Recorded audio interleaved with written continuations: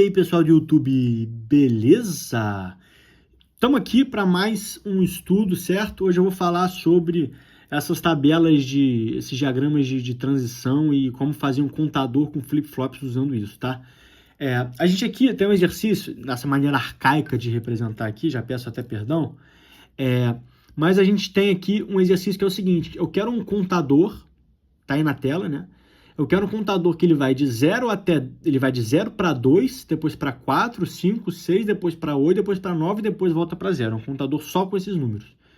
Então, o 1 eu ignoro, o 3 eu ignoro, o 7 eu ignoro, tá? Esse é o exercício. Volta para mim. Voltando para cá, a gente tem a tabela de estados, o diagrama de estados, não a tabela, o diagrama. Então, do 0 vai para o 2, 2 para o 4, 4 para o 5, assim vai. E o 1 ele vai para o 2 e o 3 ele vai para o 4. E o 7 ele vai para o 8. Ninguém nunca chega neles, né? Isso tem que ser representado, tá? Tem gente que não representa isso daqui, coloca só isso aqui. Não pode. Tem que representar. Esse é o diagrama de estados. Com esse diagrama, a gente faz a tabela de transição, que está toda rabiscada aqui propositalmente, com a sombra do meu celular aqui na folha, de maneira bem arcaica, mas vamos entender. Essa tabela de transição é o seguinte: eu vou usar esse diagrama de estados para fazer a minha tabela de transição, tá? Essa tabela, ela representa o seguinte: o estado atual de cada flip-flop e o próximo estado de cada flip-flop. Eu gosto de trabalhar com esses grupos de tabelas, esses grupos de coluna, tá? Então eu tenho o primeiro grupo de coluna do estado atual e o segundo grupo de coluna do próximo estado, tá? Eu não gosto de entender isso como 8 colunas. São 8 colunas? São, de fato. Mas eu prefiro entender assim como grupo de colunas, porque vai ficar mais claro com outro exercício, tá? Esse exercício, eu tenho só as variáveis que são os próprios flip-flops, né? Quer dizer, isso aqui, cada coluna aqui, cada coluna no grupo de colunas representa um flip-flop, tá? São 4 flip-flops. Por quê? Porque a mudança de estado, ela é basicamente um switch, né? Vai ter um clock rodando, vai ser basicamente um switch. Isso aqui não vai depender de um input de um usuário, por exemplo, né? Se eu quisesse fazer, olha, eu não quero um contador que você vai colocando e vai contando. Eu quero que o usuário digite alguma coisa e dependendo do que ele digitar, ele conta de uma maneira ou conta de outra. Olha como é que seria, né? Então, eu quero que ele conte crescente e decrescente, dependendo do que ele digite. E aí, meu amigo, aumenta a complexidade, aumenta o número de variáveis. Ou, de repente, eu tenho uma senha, né? E aqui é o usuário tentando acertar a senha. Então, eu tenho o estado inicial 0, e aí a senha é, sei lá, 30. Se ele digita 3, ele vai para um estado de semi-aceito. Opa, se ele digitar 0, ele aceitou. E aqui, se ele digitou alguma coisa diferente de 3, ele vai para um outro estado. Aí ele vai ter uma outra chance. Aí ele pode ter uma ou mais chances, enfim. E aí o que acontece? Eu vou ter os flip-flops para representar o estado, como as minhas variáveis, mais os inputs de usuário. Como assim input de usuário? E aí o usuário, você vai ter que limitar, né? Eu estou dando um exemplo de outro exercício para vocês entenderem o contexto.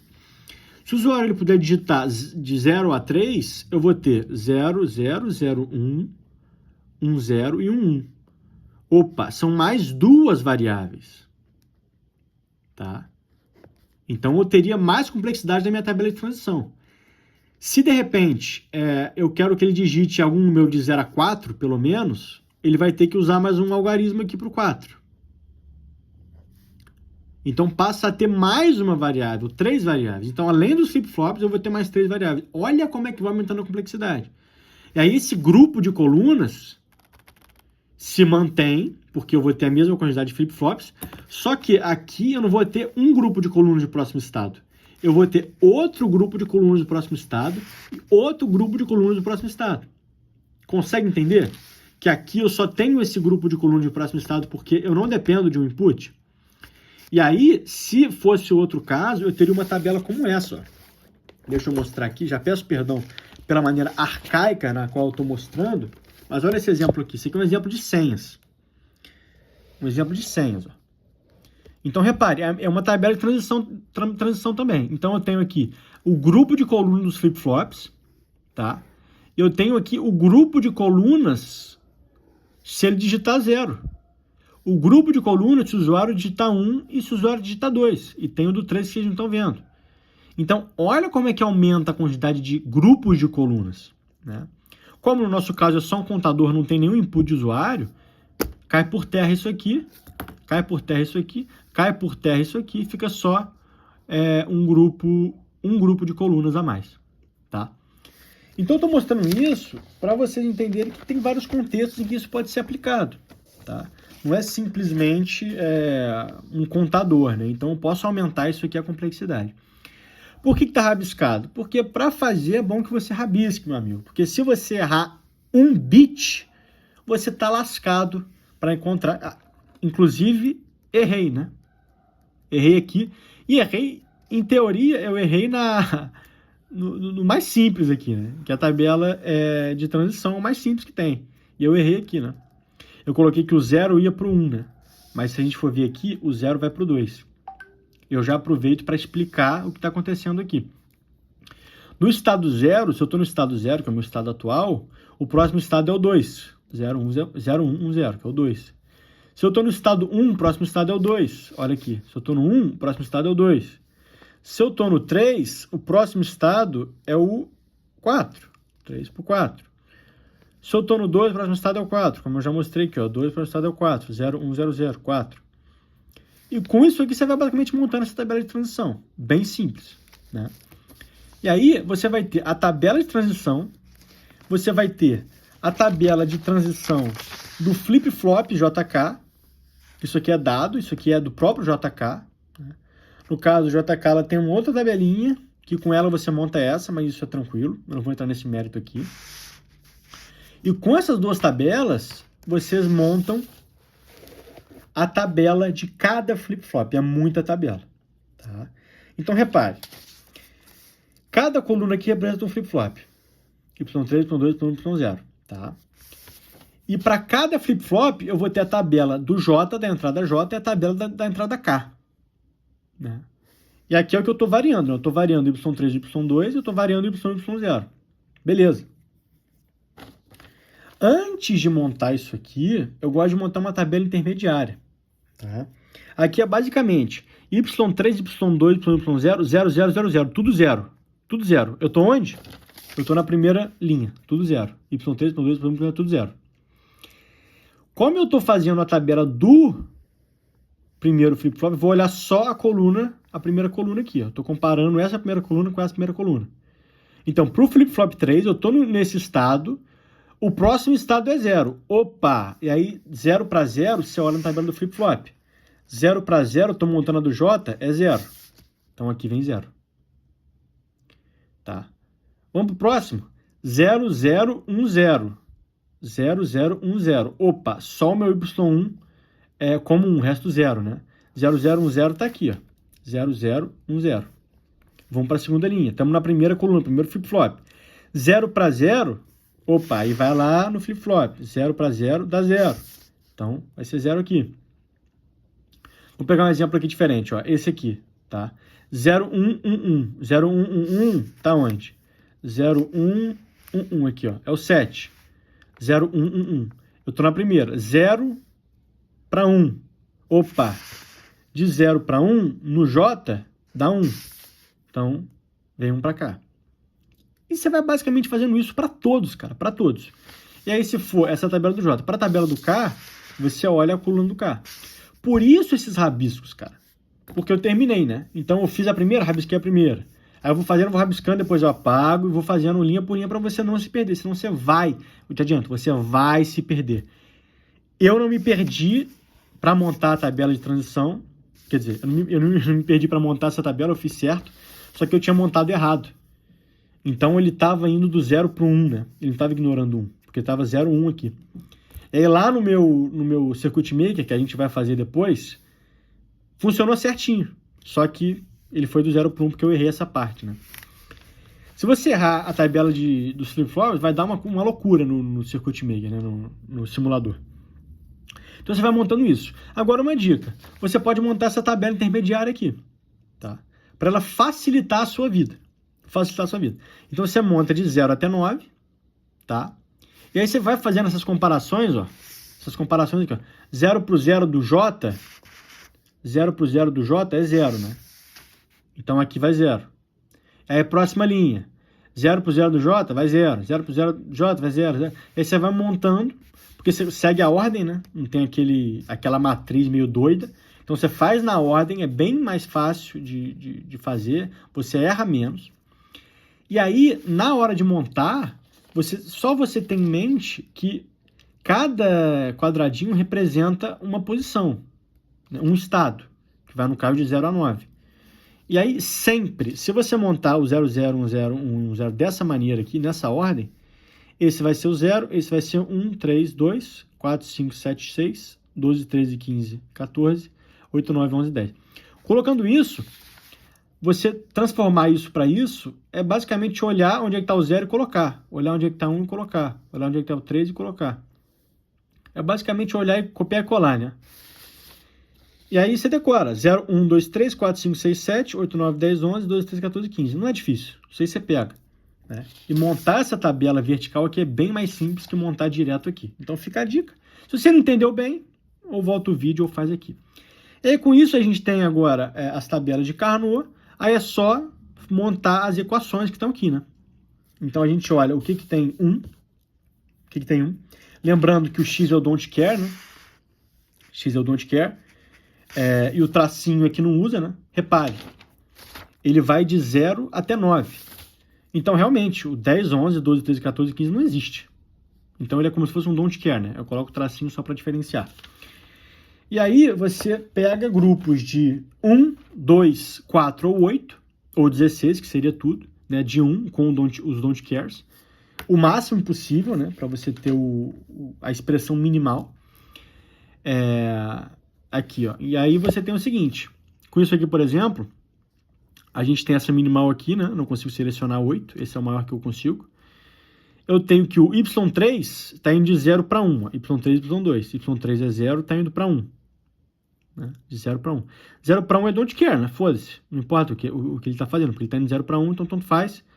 Então ele não entra na equação. Agora, o y2, ele está indo de 1 para 1. Ou seja, ele é fixo, então o y2 é 0. O y2 vai estar aqui na equação. Aqui, ó, o y1, ele está indo de 1 para 0. Perdão, o y está indo de 1 para 1. Então ele vai participar. O y0 está indo de 1 para 0, tanto faz, então ele não entra. Tá? Às vezes eu me embolo na hora de falar porque é realmente complexo. Aqui, ó, cara, a linha tu não precisa nem ler, porque tá tudo variando, né? Então tanto faz todos. Agora, na coluna, olha o que tá aqui, ó. O y1 ele tá 1 para 1, né? Então ele vai ter que entrar. Tá? E aqui tem um exemplo melhor, ó. Um exemplo melhor. Aqui, cara, os dois, ó, eles não variam. Então tem que ter aqui no caso vão ser 2, né? Então eles são unidos pelo mais. Aqui eu tenho o y3 e o y2 como zero fixos. Então eles têm que aparecer como o negativo, né? O y3 barra e o y2 barra. Agora, na vertical, para esse, você repare que não tem mais nada, né? Porque tá tudo variando na vertical. Esse quadradinho, representado por isso aqui. Olha o y2 aqui, ó. Indo de 1 para 1. 1 para 1 ele tem que entrar, ele entra. Esse é uma das expressões, e com as expressões de cada J ou K, de cada flip-flop, tá? Você vai montar no Circuit Maker. E aí a gente vai agora para o Circuit Maker fazer essa parada, beleza? Vamos lá. Bom, pessoal, vamos lá então. A gente está aqui agora no Circuit Maker, tá? Que é um programa meio arcaico aí, mas é bom, é fácil de usar. Aqui eu já coloquei os 4 flip-flops, é bom identificar aqui o Y3, Y2, Y0, ou a nomenclatura que você tiver usado, qual que é qual, né? Já conectei as saídas aqui a um display para a gente ver a contagem e coloquei um clock e reset, tá? É bom sempre escrever para você não se perder. Então, eu vou colocando na tela aí as expressões que a gente encontrou no papel e a gente vai montando aqui, né? Então, para o primeiro flip-flop, o Y3, a gente tem que, para o J, para a entrada J, ela é Y1 e Y2. Então, beleza. Então, a gente vai... É um Y1 e Y2 dentro do AND, né? Então, a gente vai ter o AND aqui. Y1. Vamos colocar aqui o Y1. E o Y2. Aqui, Y2. Beleza? Beleza. Isso vai pro J. E o meu K é simplesmente o Y0, que é esse bichinho aqui. Y0. Vou tentar fazer mais rápido, tá? Porque se estiver errado, a gente vai ter que voltar nas tabelas e ver o que está errado e refazer. Então, eu não vou ligar muito para ficar bonitinho aqui, não. Só vou colocar as conexões certas. O Y2 é o Y1 no J e Y1 no K. Então, é o Y1 aqui no J, eu vou ligar direto, e Y1 aqui no K. Vamos acelerar esse processo. Já vou ligar aqui os clocks, no meu clock.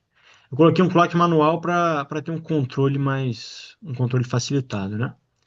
E os nossos resets também, direto aqui. Faltou um clock? Não. Nossos resets todos aqui. Beleza. Já tá um ninho, né? Mas tá tranquilo ainda. Vocês não viram nada. Agora o Y1, a gente tem Y2 e Y0 dentro de um end. Então, vamos lá. Y2, calma. Y2, Y0 dentro de um end. Mais Y3 e Y2 barra. Então eu vou ter um outro end, eles vão estar conectados por um OR. Então eu vou ter o Y3 barra e Y2 barra. Y3 barra já está aqui. O Y2. Nossa senhora, já tá uma coisa medonha. Como eu disse, eu só vou fazer assim, por quê? Porque as conexões vocês têm, que eu estou fazendo, mas eu posso estar errado e eu vou ter que apagar tudo, entendeu? Como eu errei, eu estou regravando, que eu já errei uma vez. Isso vai no outro. Eu não sei porque eu coloquei aqui em cima, mas isso vai no meu J. Beleza. E o meu K ele está ligado em um fixo, né? Então eu vou colocar aqui uma chave, o meu um fixo aqui. E por último, Y1 barra Y2. Vamos lá. Y1 barra Y2. Y1 barra está aqui. O Y2 está aqui. Mais o Y3, né? Então eu vou conectar dentro desse end aqui esse monstrinho e o Y3 que está aqui com a gente. Oi? Não foi? Beleza. E aí isso aí vai no J. E o último K é Y barra, pura e simplesmente. Então, eu vou conectado aqui que eu não sei. Beleza. Então é isso. Vamos testar, vamos ver se funciona isso. Eu tô com reset, clock 2, beleza. Vamos ver a ordem aqui. A nossa ordem, ela é 0, 2, 4, 5, 6, 8, 9, 0. Perfeito. Então, tá feito. Esse é o exercício, basicamente um contador com os estados que a gente quer, tá? Então, eu espero que tenham gostado. Ficou um pouquinho longo porque é realmente complexo. E eu vou depois fazer um vídeo de um outro exercício. Esses são estados para um contador, né? Agora, se eu quiser, de repente, colocar uma senha, né? E aí eu quero que a pessoa possa errar uma vez. Aí tem os estados, né? Eu digito, ele digita, vai para o próximo estado, ele digita o próximo algarismo, vai para outro estado. Aí vai ter o estado de sucesso, ele abriu, fez a senha, colocou a senha certa, ou vai bloquear porque ele errou a senha duas vezes. É um outro exercício, um pouco mais complexo. Nesse caso, a gente usou quatro flip-flops, porque é um contador é, até o algarismo, ele chega até o algarismo 9. Se ele chegasse até hoje, poderia usar três, ia ser bem mais tranquilo. Naturalmente, a gente tem uma linha na tabela, uma coluna na tabela de flip-flops nem é usada, que é o 1, 1 e todo o resto, né? Porque não passa de 9. E a gente faz esse exercício, né? Que apesar de ter três flip-flops, ele depende da entrada do usuário, que pode ser de 0 a 3. E aí, se você quiser de 0 a 4, aí aumenta ainda mais a complexidade. Aí, eu, sinceramente, eu nem sei fazer.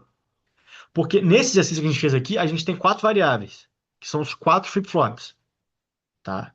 E aí a gente usa uma tabela só.